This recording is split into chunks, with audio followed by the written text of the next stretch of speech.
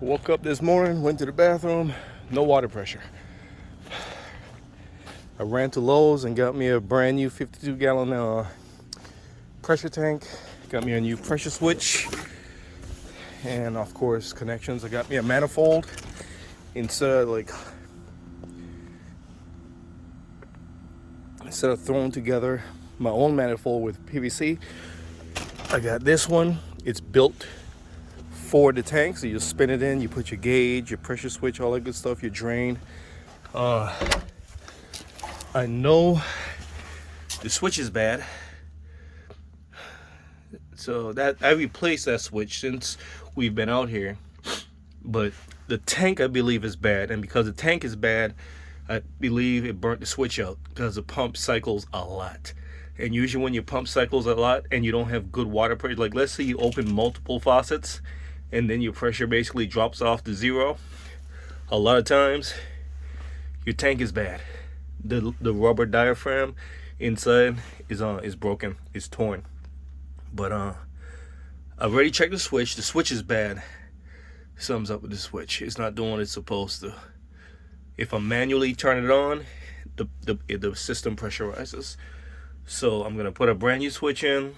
I'm gonna put a brand new pressure tank in, and we're gonna go from there. I'm gonna reroute some of this piping just to clean it up, make it look a little bit better. Might have to extend some of the wires, but it'll be alright. Let's turn the big light on. Actually, nope, can't turn the big light on because it's wired through that. So what I could do is I'm gonna turn the breaker back on and unplug the pump from right here.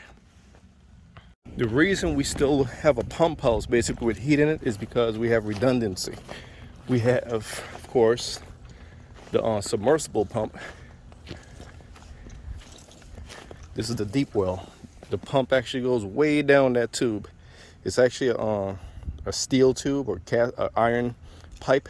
They drive it into the ground. This thing goes way down. I think this one is just over 100 feet. And the pump is all the way down. Just several feet from the bottom. This small pipe, this is just for the wiring. No water comes through that.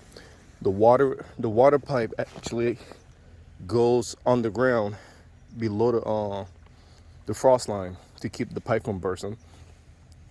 And it uses a pitless adapter. So that way you don't have to have a pit. It goes all the way across and it comes out in there. And the redundancy is, this is the traditional pump. This pump, the lines go up, down. This one isn't as deep. And there's a traditional pump in there as a backup. So we have the submersible pump. That's the main pump, high pressure. And then we got the traditional shallow well pump. So we actually got two wells right next to each other. The deep well and the shallow well. So that's why we still have a pump house, for redundancy. Right, so basically I'm gonna cut out all this old piping. I might have to extend the wire, but that's okay. The wires, the electrical wires for the pump. See, this is where the submersible comes in. This is the ground level. You come down, so the frost level is about a foot and a half below the surface. So like I said, I'm about to cut out all of this stuff. I put a union there. I prefer unions to make stuff easy to remove without having to cut. So I'm gonna unscrew that. I already started, that's why it's dripping. And I'm gonna cut that, put an elbow, drop it down, and bring it across. Try to keep stuff low. And with the manifold, it's gonna come out to about right here. See, go right there. It's gonna come out to about right there, right on the edge of that little border right there. That'll work perfectly, because then I could tie in right there. And because the unions I like to use threaded, I could reuse it. I could just unscrew it and just reuse it, so that'll work. All right. Now let's start cutting. All right. That's the feed from the submersible pump. That's where the water comes in. All of this is cut off, so I can move this. I don't like this. I would have never done this. I don't know what that is. I thought it was a chlorine injector or something. Yep. No, air injector. Water treatment. I have no clue what the hell this thing is. But it's out of here. Alright, made a nice little base right there. And about to put the tank in. So you put your Teflon tape, you wrap your threads, and it goes in through that hole and threads in there. You can make your own one of these, but this is actually made for the job. So we're gonna thread that in there. All right, I'm almost done. All the hard plumbing is connected. So now to finish up the wiring. I just turned it on for the first time, pressurizing the system. This is a 30-50 switch. So when it hits 50, it should shut off. And it has a low pressure cutout. So basically, let's say a pipe were to burst or something, and the pressure dropped 10 psi below the cutout, i.e. it drops to like for example, it drops to like 20 psi or less, it shuts off the pump and it won't turn back on unless you come in and manually override. It's a brand new pressure vessel. So 50 should be the cutout. We got a brand new drain, brand new manifold, brand new bung. Good thing no leaks. That's what I'm talking about.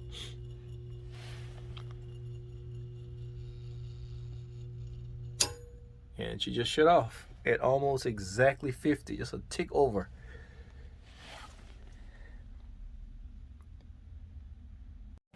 All right, that's the old tank. I do not like this design, this maintenance-free design without a valve. I had to take the door off to get the new tank in because the new tank is bigger. That's a 56 gallon. I think that's like a 30-something gallon. That's a much bigger tank. I could start putting my tools away, and I got to put the door back on. But be certain the air pressure in the tank is 2 psi below pumps. Okay, I'm gonna have to drain all the water out the system and repressurize the tank. Well, not repressure, but raise the pressure. It's only 25. It needs to be 30, so 28. It needs to be 28 psi. So it needs to go up by like 3 psi. But other than that, everything is good. No leaks. Brand new switch, like I said. Brand new gauge. That's the old switch right there. Well, not brand new gauge. That gauge is actually just a few months old. I bought it last June. All right, pump just kicked back on. Because I started up the washing machine. It's filling up, and my wife is taking a shower. Yep, it kicked on at about 30. And see, now it's taking a while to build up. That's what's supposed to happen. It's not supposed to cycle like on, off, on, off. If your pump is doing that, cutting on, then cutting off, cutting on, then cutting off, 9 times out of 10, your pressure is off in the tank, or the rubber diaphragm in your tank is torn. All right? See, this is much better. This is what it's supposed to be doing. So now the pump will last longer because the pump isn't cycling on and off. That wiring, I'm gonna clean that up. This is just temporary. That's temporary because I want to put some larger gauge Chromex on that. But like I said, the most important thing is no leaks.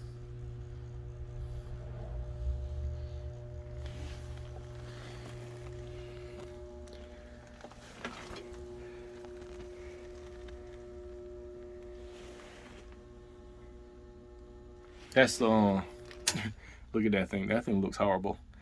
But that's a shallow well pump.